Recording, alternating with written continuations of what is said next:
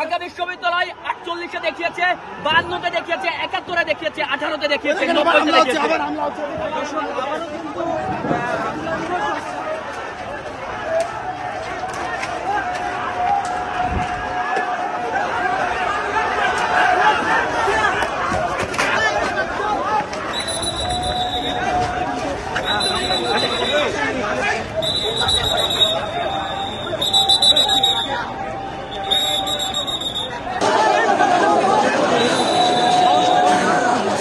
আমরা গতকালকে প্রধানমন্ত্রী যে নোংরা বক্তব্য দিয়েছে তার প্রতিবাদে আমরা কালকে রাত্রে আমরা সংগ্রাম করেছিলাম, প্রতিবাদ জানিয়েছিলাম, কিন্তু সেই রাত্রে টোকাই লিখতে চাঙ্খার বলে আমাদেরকে হুমকি দেওয়া হয়েছে।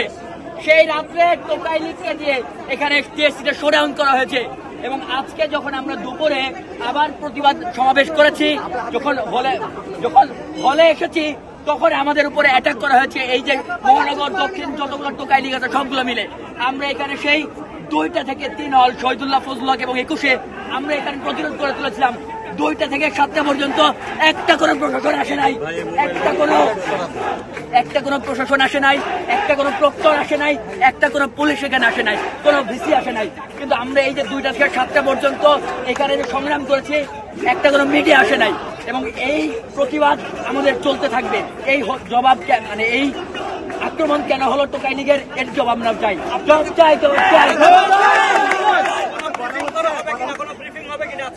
ব্রিফিং এটা আমাদের কোনো যে সমন্বয়কের সাথে আমাদের কোনো ধরনের কথা হয়েছে কিনা এই ব্যাপারে আমার কোনো ধারণা নাই। তারা যখন আমাদেরকে আক্রমণ করেছে আমরা তার জবাব দিয়েছি। আমরা শহীদুল্লাহর গেট ধরে তারা অতর্কিত হামলা করেছে এবং আমরা 4টা ঘন্টা 5টা ঘন্টা এই শহীদুল্লাহর গেট রক্ষা করেছি। শুধুমাত্র আমরা এখানে কোনো রাজনৈতিক কোনো সংশ্লিষ্ট আমাদের নাই। আমরা সাধারণ শিক্ষার্থী, আমরা ঘুমিয়েছিলাম, বিকালে উঠে শুনতেছি হামলা হয়েছে। কারা হামলা করছে? বহিরাগতরা, তাদের ছাত্রলীগ, যুবলীগ, এমনকি আওয়ামী লীগের অনেকেও দেখছি আমি, যারা আসছে বিশেষ করে রাস্তায় ঢোকায় নিয়ে এসছে। কারণ তাদের কাছে কোনো নৈতিক কোনো কিছুই নাই। তারা অনৈতিক সম্পূর্ণ অবৈধ হাতিয়ার নিয়ে আমাদের উপর আক্রমণ করেছে। তারা ককটেল, এমনকি তারা গুলি পর্যন্ত ছুড়েছে, যার ভিডিও ফুটেজ আমাদের কাছে আছে, প্রমাণ সহ আপনারা দেখতে চাইলে আপনাদেরকে দেখাতে পারি। আর মূল কথা হচ্ছে আমাদেরকে কোনো প্রকার কোনো প্রস্তুতির সুযোগ দেওয়া হয় নাই। শুধুমাত্র আপনাদের সাথে পুলিশ কোনো বার্তা নিয়ে এসেছে কিনা? যেহেতু আমরা আপনাদের কাছে আসতে পারি নাই, সেই ক্ষেত্রে সরকারের পক্ষ থেকে পুলিশের আসার কথা ছিল ইমিডিয়েটলি, হয়তো বা আধা ঘন্টা টাইম লাগতো, কিন্তু তারা 4 ঘন্টা পর আমাদের কাছে পৌঁছেছে। এখন সান্ত্বনা দিচ্ছে, আপনারা এখনো দেখতে পারেন তারা এখনো ক্যাম্পাস থেকে যায় নাই বাইরে। মানে হয়তো হতে পারে যে এইটা এই হচ্ছে অতর্কিত হামলা করে আমাদেরকে দমায় দেওয়া যায় কিনা। তারা 4 ঘন্টা দেখেছে যে এই শহীদুল্লাহ তারা আক্রমণ করে দখল করতে পারে নাই। আমরা এই 3টা হল শুধুমাত্র এই সম্পূর্ণ সন্ত্রাসীদেরকে 4টা ঘন্টা রুখে রেখেছি। আমরা ছাত্র সমাজ যদি চাই আমরা 10 জন তাদের 10,000-কে রুখে দিতে পারি।